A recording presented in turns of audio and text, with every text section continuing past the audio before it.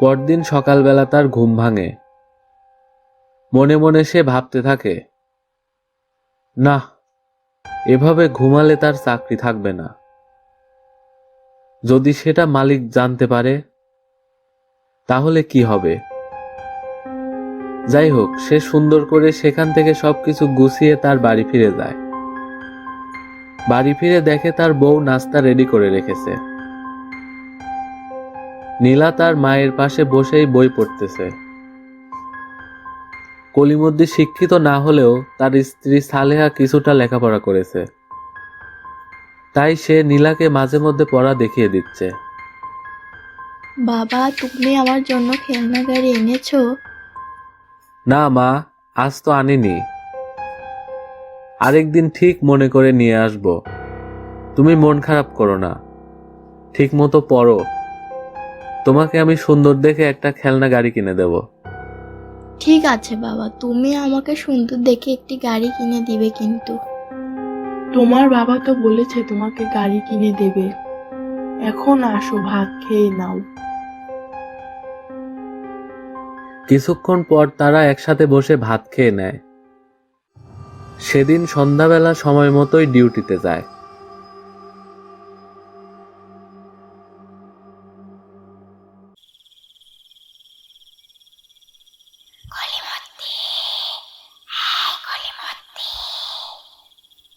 এত রাতে বাঁশঝাড়ের ভেতর থেকে কান্নার আওয়াজ আসে কোথা থেকে?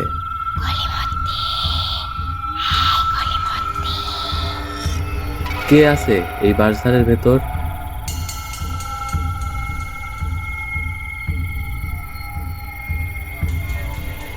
ব্যাপারটা কলিমদ্দির কাছে কিছুটা খটকা লাগে। কিছুটা বিচলিত হয়ে ভাবতে থাকে, এটা কি হতে পারে? মানুষ তো হওয়ার কথা না, কারণ এত রাতে এই একটা নির্জন ঝোপঝাড় জায়গায় মানুষ কোথা থেকে আসবে? এসব ভাবতে ভাবতে সে একটা সিগারেট ধরায়।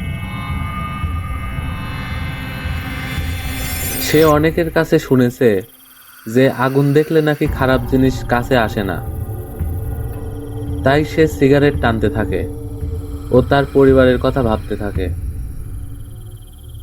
তার ছোট্ট মেয়ে নীলার কথা ভাবে। মেয়েটাকে একটা খেলনা গাড়ি কিনে দিতে হবে। যেই না সে সিগারেটটা শেষ করেছে,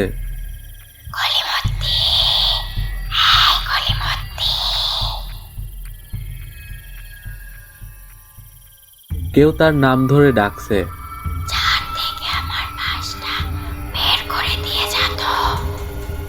এটা শুনে কলিমদ্দির গায়ে কাঁটা দিয়ে ওঠে।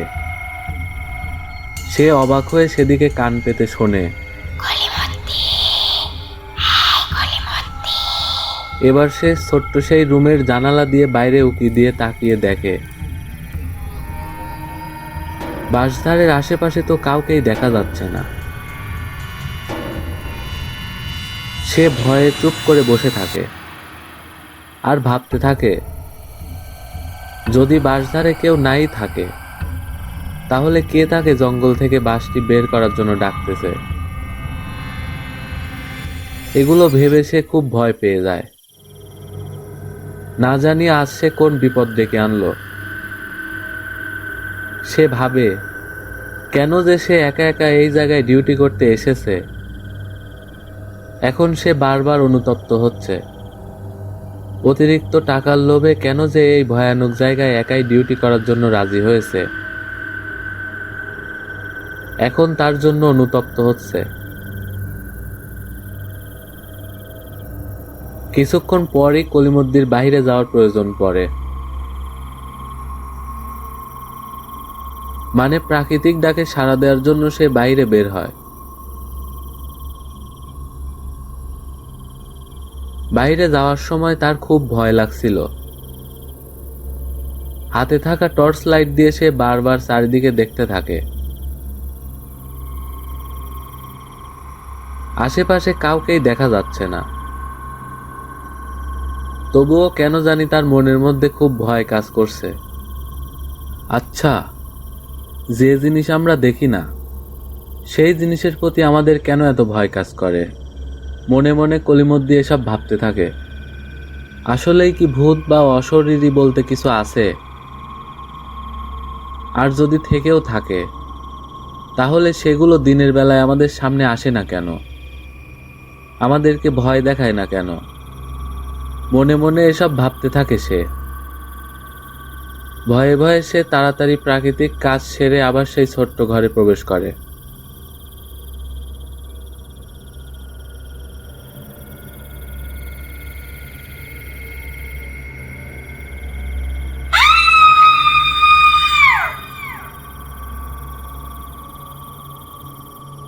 এবার সে ছোট্ট রুমটিতে প্রবেশ করার পর কিছুটা অবাক হয়ে যায়।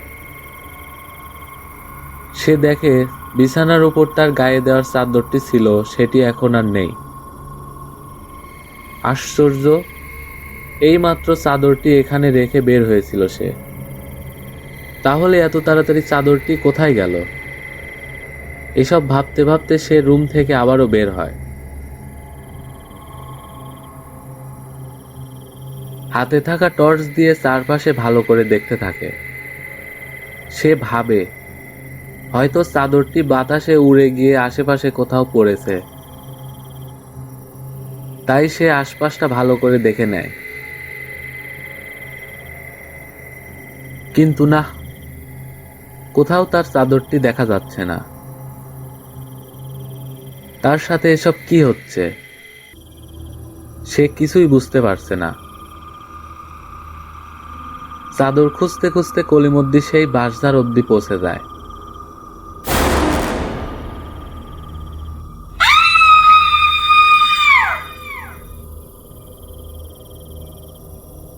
বাঁশঝাড়ের কাছে গিয়ে সে যখন ভেতরের দিকে টর্চ দিয়ে দেখতে থাকে, হঠাৎই সে দেখতে পায় চাদরটি বাঁশঝাড়ের ভেতর একটি বাঁশের সাথে ঝুলে রয়েছে। কলিমদ্দির আগে বলতে থাকে, কে এখানে? কে আছে এখানে? আমার সাথে মজা করছিস? সামনে আয় আমার। কিন্তু না, সেখান থেকে কারো কোনো সাড়া পাওয়া যায় না। কলিমদ্দি সাহস করে বাঁশঝাড়ের ভেতর প্রবেশ করে এবং চাদরটি সেখান থেকে নিয়ে রুমে চলে আসে।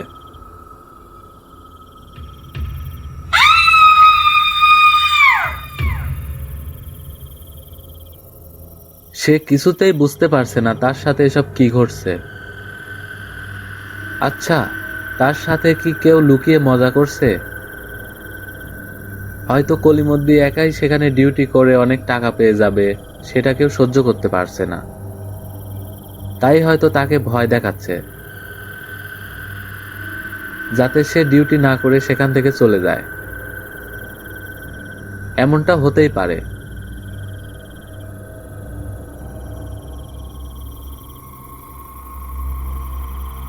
কলিমদ্দি সিগারেট খায় আর ভাবে, এই রাতের বেলা এখানে আমি ছাড়া কি আরো কেউ আছে?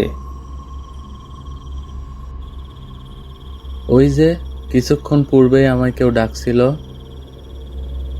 আমাকে বলছিল বাঁশঝাড় থেকে আমার বাঁশটি নামিয়ে দে। এসব ভাবতে ভাবতে কলিমদ্দি আবারও সেখানে ঘুমিয়ে পড়ে। পরদিন সকালে তার ঘুম ভাঙে। সে সবকিছু গুছিয়ে বাড়ি ফিরে আসে।